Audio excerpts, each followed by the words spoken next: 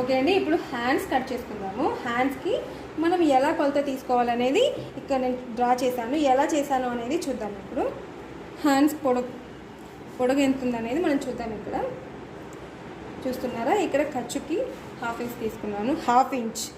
ఇక్కడ కుట్టుకి 1/2 ఇంచ్ తీసుకున్నాను. ఓకే, ఈ ఒక పొడవు ఉంటే చాలండి మనకి. లూజ్ అండ్ పొడవు 5.5 ఉందండి మనకి ఈ పొడవు. ఈ పొడవులో 5.5లో చంక డౌన్ మనము 3 ఇంచెస్ తగ్గించి తీసుకోవాలి. 3 ఇంచెస్ తగ్గించి తీసుకుంటే ఇక్కడ నుంచి నేను డ్రా చేశాను, చూసారా, ఇక్కడ నుండి నేను డ్రా చేశాను 3 ఇంచెస్. ఓకే, ఆ డ్రా చేసిన పార్ట్లో మనం ఇక్కడ లూజ్ ఎంత అనేది మనకి ఇక్కడ అర్థమైపోతుంది. ఒక నిమిషం, లూజ్ ఎంత అనేది మనకి ఇక్కడ అర్థమైపోతుంది. ఓకే, ఈ పొడవు తీసుకున్నాం కదా, ఈ పొడవుకి షోల్డర్ దగ్గర ఒక 1 ఇంచ్ మనం తీసుకోవాలి షోల్డర్.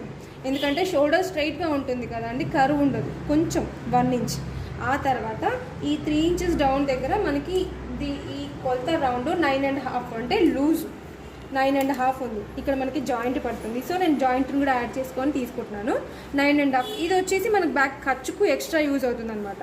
ఓకే, 9.5 ఇక్కడ 1 ఇంచ్ తర్వాత 9.5 తీసుకున్నాను, ఇలా అనమాట ఇక్కడ. ఓకే, ఇక్కడ నుంచి నేను డ్రా చేసుకున్నాను కదా. ఇక్కడ దీనికి కొంచెం పైన, ఎందుకు కొంచెం పైన అంటే ఈ షోల్డర్ పైన కొంచెం ఈ వెనక వైపు రౌండ్ అంతా ఉంటుంది కదా, ఆ రౌండ్ మనకి నీట్గా రావడం కోసం లైట్గా ఇలా కొంచెం తీసుకోవాలి. ఒక 1/2 ఇంచ్ కన్నా తక్కువ తీసుకొని యాజ్ టీజ్గా మళ్ళీ ఈ చంక కొలత మనం ఏదైతే తీసుకున్నామో అక్కడికి కలిపేసుకోవాలి. అర్థమవుతుందా? ఇలా తీసుకున్నాక ఆ తర్వాత ఇక్కడ చంక పీస్ మనం స్టిచ్ చేసుకునేప్పుడు చంక పీస్ యాడ్ చేసుకోవాలన్నమాట. అలాగే ఇది లూజ్ కూడా తీసుకోవాలి కదండి, హ్యాండ్ లూజ్ కూడా తీసుకుంటే హ్యాండ్ మొత్తం ఇక్కడ హ్యాండ్ లూజ్ చూస్తున్నారు కదా, ఇక్కడ వరకు హ్యాండ్ లూజ్ ఉంది. ఇక్కడ మనం చంక పీస్ వేసుకుంటాం కాబట్టి అది ఇంకా లూజ్ ఎక్స్ట్రా ఖర్చుకే యాడ్ అయిపోతుంది. ఓకే, ఇదండి హ్యాండ్ కటింగ్.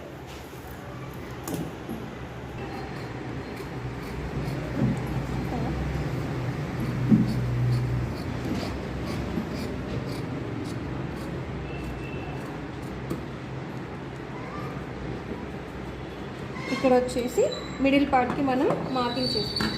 ఓకే, అలాగే చంక ఫ్రంట్ పార్ట్కి 1/2 ఇంచ్ ఇక్కడ మిడిల్లో 1/2 ఇంచ్ తీసుకుంటే సరిపోతుంది. 1/2 ఇంచ్ చూస్తున్నారా, నేను ఇక్కడ లైట్గా మార్కింగ్ చేశాను, అలాగే కట్ చేసుకుంటే సరిపోతుంది.